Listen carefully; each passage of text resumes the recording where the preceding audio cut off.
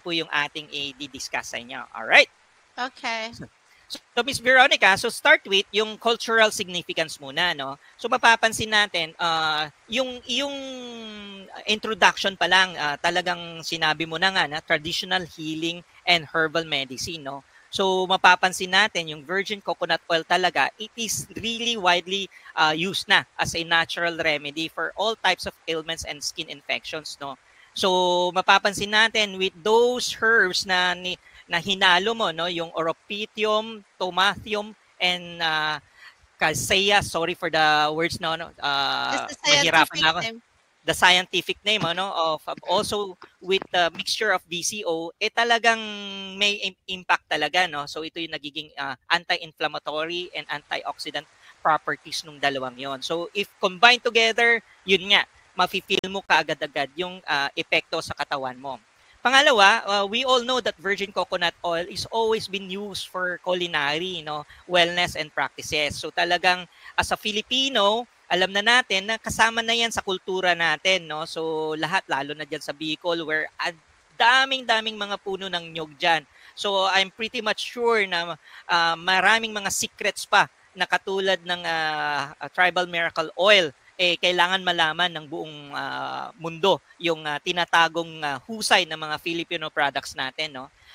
Pangatlo is basically yung tinatawag ng spiritual and holistic wellness. So, ang sinasabi natin dito, yung ginagawa mo ngayon na ginagamit yung massage oil mo for hilot, modern na modern ngayon, di ba? So talagang merong isang place wherein they can sit down and have their paa or kamay, hilutin siya using your product. So talagang traditional yon with a modern touch talaga yung ginagawa mo, which is very good, madam. So ang ganda ng ginawa mo, no? And aside from that, the fourth one is yung beauty and skincare. I'm pretty much sure hindi nyo siguro baka mamaya babanggitin nyo yung mga other product or ipapakita nyo, no? But this time is we will focus on the flagship product nyo kasi. So focus lang po tayo dito, no?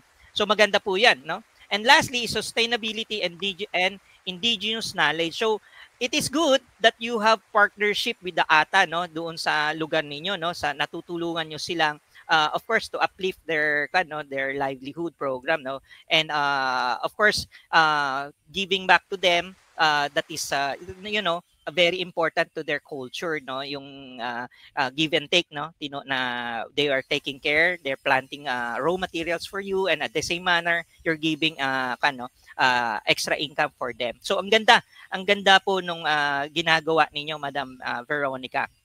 Okay. But again, let's focus on yung tinatawag nating flagship product ninyo, which is the miracle oil natin, no? So it's an authentic himag oil, no? So kanina yung video na explain na kanina, no? So again, for those who would want to buy import this product, ito po yung ilalagay nyo doon sa broker ninyo. Gusto nyong mag-import ng hash code, Harmonized Systems Code 300490.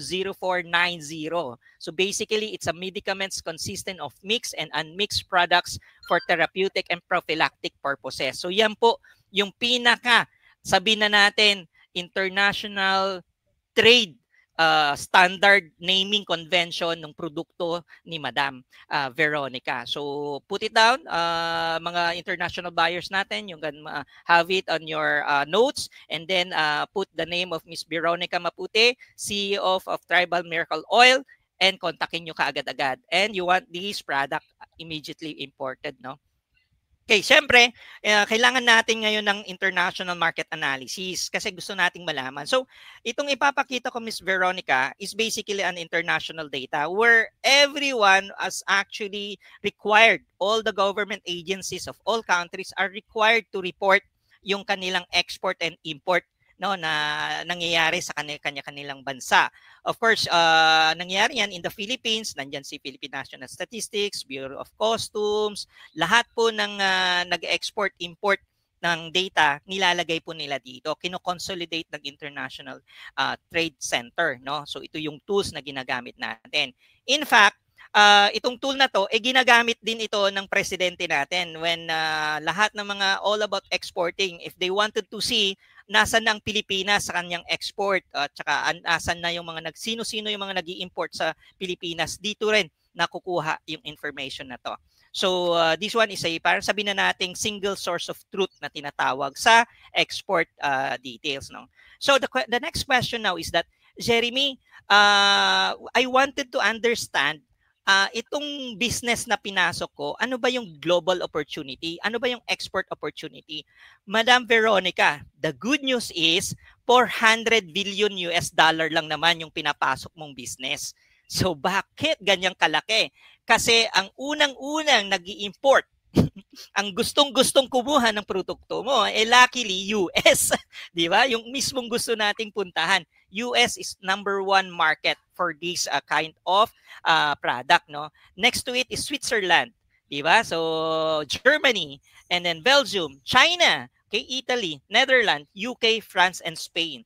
These are the top 10 countries that you could actually, no,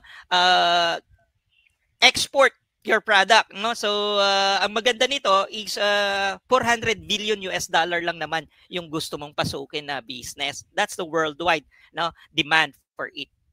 Okay, now the question now is that, Jeremy, saan-saang bansa nag-export na ngayon ang Philippines, no? So mapapansin natin yung massage oil natin meron ding pumupunta sa Singapore, sa Indonesia, sa Australia, Thailand, and Malaysia. So all these countries, I would say, is also your potential market. The thing is that ang ating export ng massage is zero. Anong ibig sabihin nun, Jeremy? Unfortunately, insignificant yung export number ng Pilipinas. Meaning to say, hindi naglalaro masyado ang Pilipinas sa export ng ganitong produkto.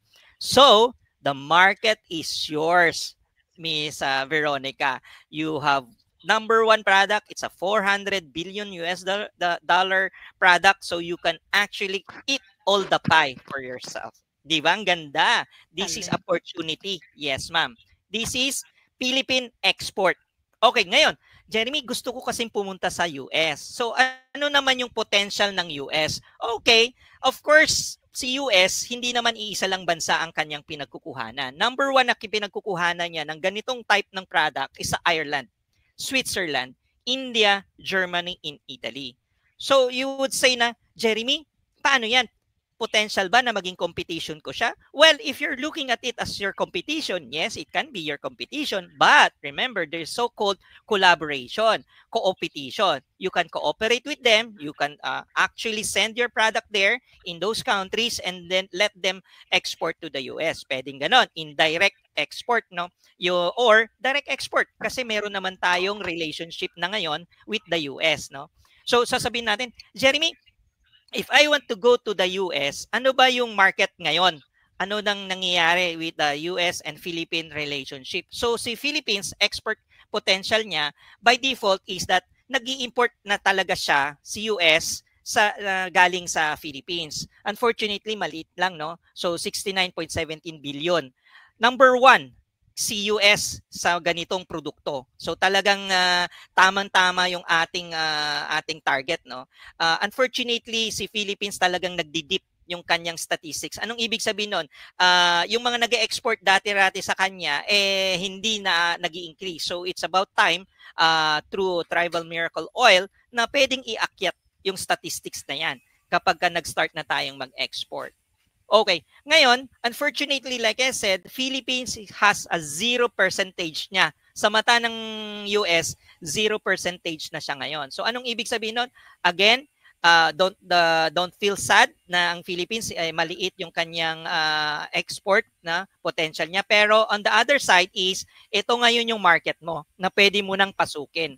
Meron pang natitirang 24.3 million US dollar just in case na gusto mong habulin, no? So this is statistics. Basically, ang sinasabi niya is that nag-export si Philippines pero nagkulang siya. Okay, yun ang ibig sabihin noon. So anong ibig ng potential sa kay Tribal Miracle? Pwede mong kainin talaga. You can start tomorrow since you are US FDA. The market is good. In terms of the analysis, nandyan na siya, and the other countries you can actually go there, no? So of course you wanted to understand, Jeremy, ano ba yung mga mandatory requirements? By default, since you mentioned na mayroon ka ng US FDA, by default naman yun, hindi ka na makakakuha ng US FDA kung wala kang Philippine FDA. So that's good, nakakuha ka na nun. Ang next action item mo is basically kumuha ka ng export ID. Yung direktang ID mo na as exporter. Yun ang suggestion ko, no? Kumuha ka na ng direct export ID mo para ikaw na mismo, yung company mo, ang mabibigyan ng privilege ng gobyerno. Kasi kapag ikaw ay nakita nilang exporter ka, binibigyan ka pa nila ng additional privileges. If I don't know if you've seen the Create More na law natin, napaka-advantageous sa mga exporters yon. So if you wanted to know more about how do you register your companies, we can discuss it a little bit further po in the future, no? Again, so ang maganda nito is that you can actually send your product to the US kasi ang US product naman, doon sa US, sila yung mga digital payment acceptance nila, 9 out of 10 na. So talagang hindi ka na magkakaroon ng issue about payment ninyo, issuing letter of credit to anyone in that country kasi talagang na siya. Kumbaga mature na yung market na yan ng US to do digital transactions. In fact, including creating a letter of credit between the buyer and the seller in the future. So madaling-madali na lang po siya. Okay? Marami pong marketplace yon. Ang maganda sa marketplace is that, of course, at the end of the day, people would want to have the touch and feel, no? So, ito yung mga secret na sasabihin sa iyo mamaya ni Brother Ferdinand kung paano natin maidadala yung produkto mo sa US at ano naman yung strategy mo pag nandun na sa US. Yun ang sasabihin naman sa iyo ni Brother Ferdinand. In my case, sinasabi ko sa iyo na yung acceptance ng mga US sa digital payment, okay na siya. In fact, if you wanted to go to US, syempre sabi niya si Trump kasi, di ba? Recently may mga trade, mayroon siyang international trade na binibigay na tinataas yung tariff. The good news is hindi naman hindi nagalaw. Zero. Nada.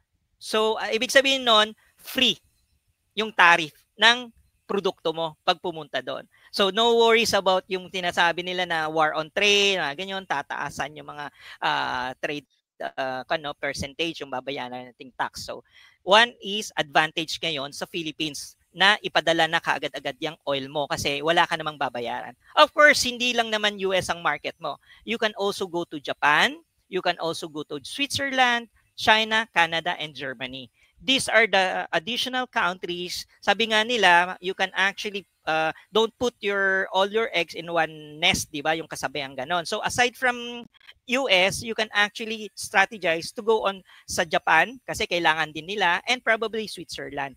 Di ba? Since anyway, marunong po kayong mag-French. So nakikinig ko kanina yung language mo, yung mukhang yun na yung second language mo, yung French. So again, saktong-sakto po.